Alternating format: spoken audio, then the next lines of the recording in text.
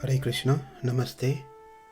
The yesterday's audio clip on marriage is not predestined seems pulled many people's attention and triggered some thoughts and questions.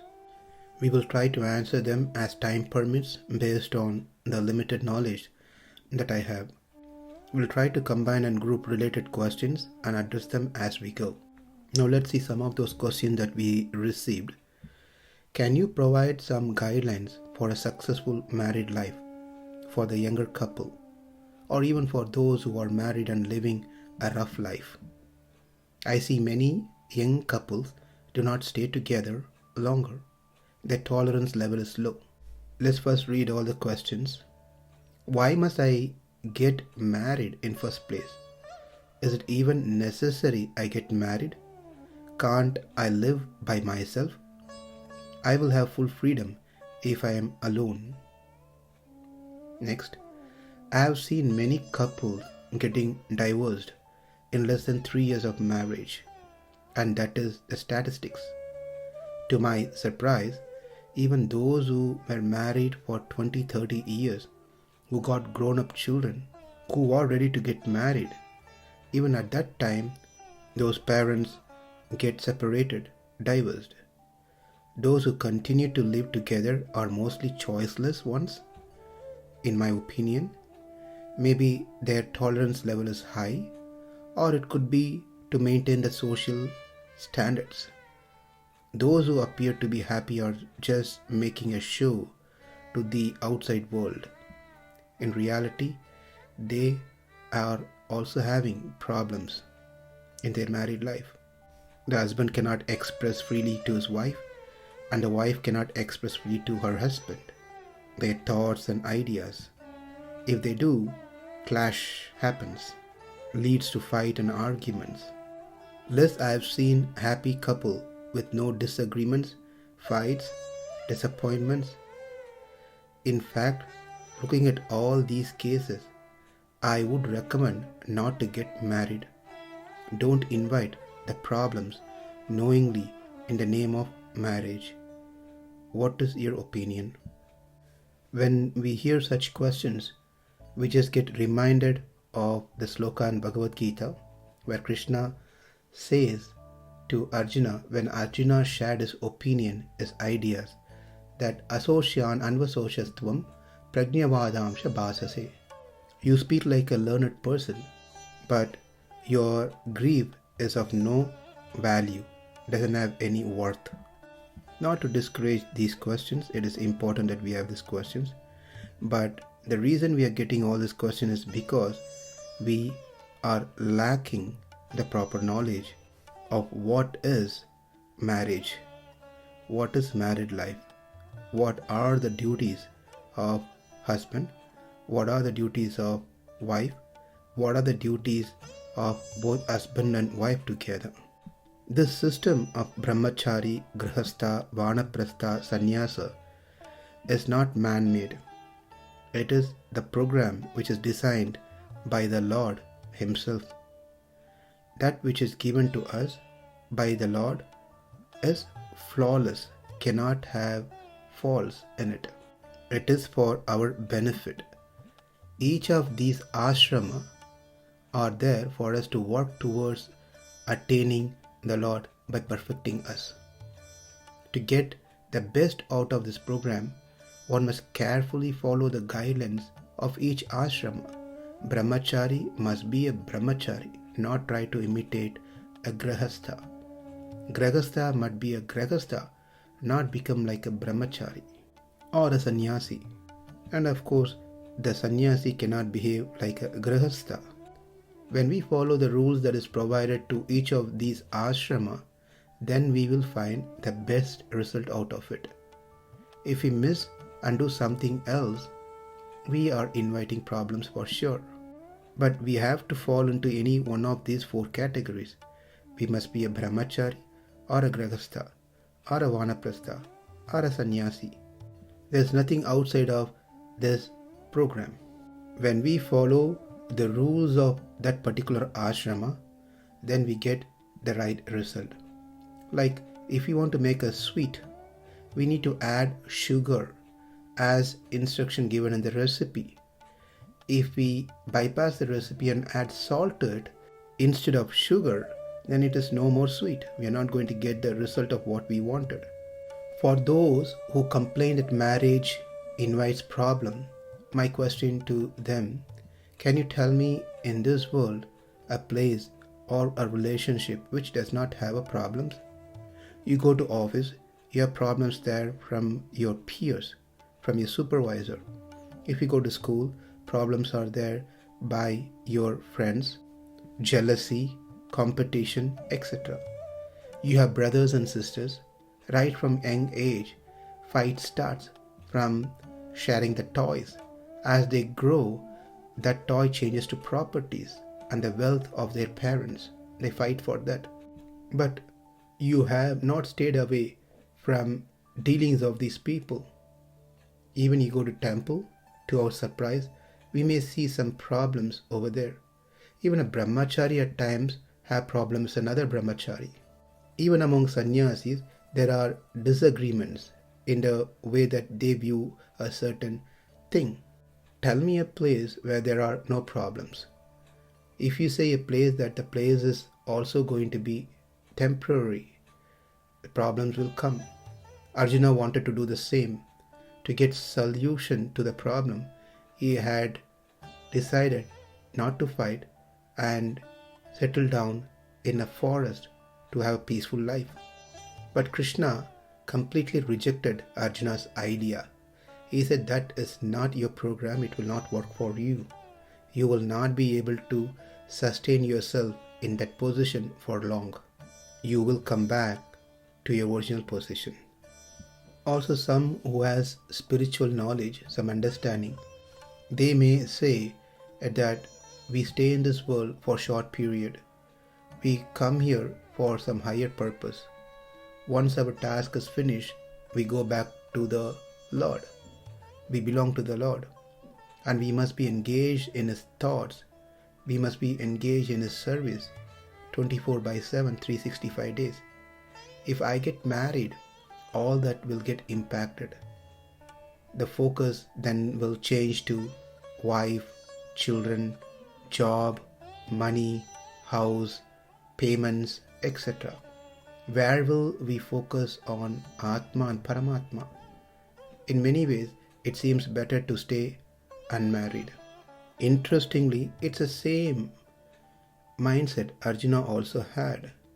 But Krishna very clearly told he is not ready for it. But he can work through the program that Krishna has provided to get to that point. Bhakta Prahlad, who is considered to be the ideal example for bhakti, he was a householder. Parikshit Maharaj was an householder. Janaka Maharaj was an householder. Krishna himself set an example as an householder. If marriage life is only full of problems, then why would Krishna offer such a program to everyone? So it is not the program itself problematic, it is the way that we take the program into practice changes whether it is problematic or not. Different people have different view on marriage. There are some unmarried people who may think lucky are those who are married. They have a good married life, nice spouse, and they may wish, I want to have a similar partner in my life. They keep searching for the best one from Brahma's production, and never able to find one that satisfies all their criteria. And finally they settle down with whatever they could, or they continue to stay in dreams for the rest of their life. There are some who are not married, who decided not to marry, think marriage is problematic. I am better off without getting married. Let me stay away from it. Whereas some who are married may think, looks like I got into a mess. Life would have been better without marriage. All these different thoughts and ideas are coming because we fail to understand the real purpose of married life, what marriage is meant for. This marriage system is not man-made. to create problems. Rather, it is a system created by Krishna to solve many problems that people otherwise single-handedly cannot deal with. Marriage is to support both men and women physically, mentally, and spiritually. And it is also to safeguard both from falling down from their position. Like often we hear that woman has to be protected, it is true to say men must also be protected by the program that's given in Grihastha Ashram. One must know that Grihastha Ashram can lead one to attain Krishna. One can attain moksha easily provided one knows the purpose and how to lead the married life. Grihastha literally means one who lives in a house. Nowadays, this is very true because many of them are working from home. So, whether you are a bachelor or a married person, it sounds like everyone is a Grihastha from this term. But what it really means is Grihastha is one who takes care of house and household things along with the family. One must not wrongly think that brahmachari means restriction in sense enjoyment, where Grihastha means full enjoyment. That is not true. Grihastha ashram equally has its restrictions as well when it comes to sense enjoyment.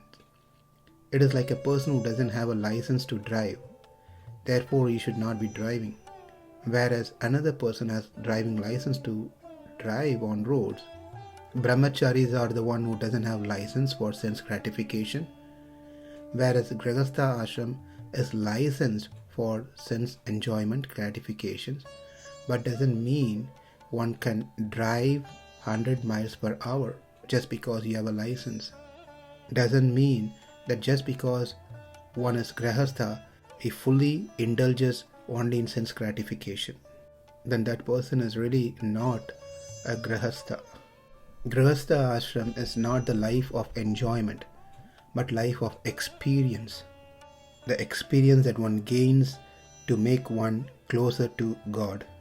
There are marriage mantras which clearly states that the purpose of marriage is to work together to understand the Lord and search the Lord and attain the Lord.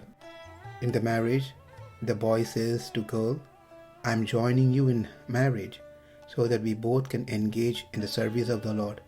Together, we will understand the Lord and search the Lord and march towards the Lord. Marriage life can be wonderful provided if both husband and wife on the same mindset. Else it will be miserable, challenging. To have a smooth ride to a destination, both driver and the passengers must have a same mindset to attain the same destination. If both has different ideas, then the ride is going to be bumpy. Therefore, it is very important whom we choose as our life partner. The boy looking for a girl, the girl looking for a boy, or the parents looking boy or girl for their children. Mostly they look for education, job, properties, appearance, etc. But no one asks for their spiritual practices, their spiritual knowledge. Hardly we heard anyone asking how many chapters of Bhagavad Gita do you know? Can you recite a chapter, a sloka, some stotras? Do you know how to do pujas? Do you know the purpose of marriage? None of these questions ever entertained in the discussions. Nothing wrong in checking those material aspects which is also needed to maintain the family, but also adding the spiritual criteria will make a big difference in their life. As I was traveling through some temples in southern India, I saw many young priests unmarried because they are not able to find a suitable girl. They said it is becoming difficult to find girls who are interested to marry a priest and lead a simple life. If this continues, then it's going to be very difficult to continue the community of priests, because no marriage and no children. No children, the generation, the tradition will not be followed. There's a Puranic story where a father wants his daughter to get married, and the girl was willing to marry, but her name was Swarchala, she tells her father, if you can find me a husband who is both blind as well as could see, who has a vision at the same time, then I will marry that person. The father was bewildered. How can someone be blind at the same time have vision? That's impossible. It's pretty much saying that I don't want to get married. Therefore, father was really in a stressful condition. He told his daughter, my dear daughter, it is not possible to find someone like that. Then the daughter explained what she meant. She said, the person whom I am going to get married must be completely blind on material things, free of wanting to enjoy the married life. And the same person must have complete vision and purpose of married life. That is to attain the supreme absolute truth. So he must have vision of the truth, and he must be blind towards material aspects. When both husband and wife are on the same mindset towards the same goal, the life will be smoother and happier. The same goal can also be material goals, but that is not going to help them in long run if they don't have the spiritual goal set. When there is a spiritual goal in mind, there will be no competition, there will be no jealousy, no greed, no fight, arguments, misunderstanding, no frustrations, because they are living together, helping each other for higher purpose in life. The reason that we are seeing problems in married life is simply because the couple getting married are not educated. Even those who are married doesn't have clear picture of the purpose of getting married. Marriage becomes just a default program based on one's age, or due to family pressure, or wanting to fulfill their dreams of what they see in the movies and novels. The reason why boy marries a girl marries a boy has twofold. Number one, to engage in dharma karya together and attain the result quickly. The second reason is to continue their parampara, their lineage, and to attain some pleasure that comes with the default program of marriage. That pleasure within the realm of given restriction. As we discuss the driver example, the license is given. Within that license, one can drive within the given speed limit. So once again, the first reason is to follow the dharma. Dharmam tu sakshat bhavat pranitam. It is to serve the Lord, to attain the Lord through the Grahastha program. So the actual sequence is, first one stays as student, that student stage. Then after spiritual education during the student stage, then one get married. Then after a certain stage, one retire. Then one renounces everything and fully dedicate in the service of the Lord. One may choose to not get married after their brahmachari stage. That's an option. But one must be very strong spiritually. Their practices, they must be fully convinced about their decision that they made to stay by themselves. But they have to be guided by a guru and be under the association of devotees, guidance of senior devotees. If they live by themselves without association of devotees or other brahmacharis, there are high chances that they may soon take up a family life. There are cases, even those who had the association of other brahmacharis but then entered into Grahastha ashram. By the way, it is nothing wrong a brahmachari getting married. It is wrong for a sannyasi to get married, but there is always room for brahmachari to enter into grahastha ashram.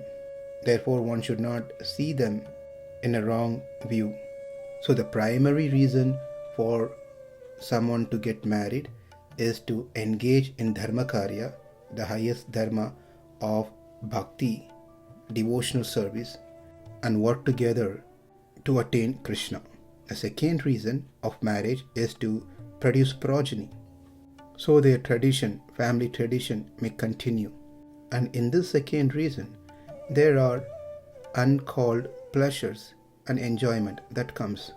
That is also part of the second reason why one gets married. But out of these two, the first reason plays a major role. That's a principal reason than the second one. The second reason must be to support the first principal reason. One can get married just to focus on the first reason is fine. But if one gets married only for the second reason, not for the first reason, then it is not an ideal grahastha ashram. One more time, the first reason is developing devotion, performing bhakti, and wanting to attain the Supreme Lord. The second reason is to produce children and get some pleasure. In this regard, I'd like to narrate an incident that took place several years back in a place called Kuram in a southern part of India, which is close to Kanchipuram. There was a ruler by name Kuratarvan, who later became the disciple of Sripad Ramanujacharya. Kuratarvan was the ruler of that kingdom, Kuram. One night, on his inspection through the town, he heard cries from a house. He overheard the cause of the grief. He went to the parents and asked them the full detail. The parents said, "What is the use of we living when as a father I couldn't get my daughter married?" And Kuratarvan asked, "What is the problem? Why can't you get her married?" Well, as per her horoscope, it indicates when she gets married, her husband, her spouse, will instantly die. Therefore, how can we knowingly get her married to someone to die? At the same time, as a father, it is my responsibility to get my daughter married. Therefore, I can't do either one. It's better for us to die. Hearing this, Kuratarvan said, "Hold on to your thought of suicidal attempts. Come to my court tomorrow. We'll find a solution for you. Bring your girl along." The family accepted Kuratarvan's advice, and the next day they all went to the court of Kuratarvan. There, Kuratarvan said, "I will marry your daughter." But the father refused to accept the proposal, knowing the heart of Kuratarvan, knowing his good qualities. By getting his daughter married to Kuratarvan, Kuratarvan will die, as per the indication of horoscope. Therefore, he refused the proposal, but he appreciated Kuratarvan for extending himself. But Kuratarvan comforted them by saying nothing would ever happen to him, because his marriage is based on the primary reason of grahastha ashram, not on the secondary reason. I will marry your daughter to perform dharma, not to lead a conjugal life in the manner of the worldly men, where their life end only with sorrow. After this, they got married and led a very happy married life in service of Guru and Krishna. So when the marriage is based on mind and intelligence towards Krishna, it will be a happy married life. If the marriage is based on Sharira, only the body, then the marriage is going to be sorrowful. But the Sharira Sambandha, the relationship based on body, is to support the primary reason of Atma Sambandha, then it is very much encouraged. One may say by getting children, one get into sense gratification, sense enjoyment, get some pleasure. Therefore, it is better not to get children, even if one get married. Well, if both husband and wife are of same opinion that they don't want to have children, it's their choice, they can do so. But not avoiding responsibilities. That means during those free time, instead of taking care of their children if they had, they must spend time spiritually. They must fully engage in temple activities, serving the temple, etc. Just not having children because it's a lot of responsibility, and avoid having children so that they can lead a life without responsibility is not accepted. But another angle of seeing this, we can have children, we can get the pleasure of married life provided it is assisting our first reason. The pleasure part that comes with a secondary reason is like a person doing exercise, jogging to keep his body healthy. When he does that, he perspirate, he sweat. One cannot say that I am doing exercise to sweat. That is not the primary reason. His primary reason of doing exercise is to keep himself fit. But the side effect of doing exercise is he gets sweats.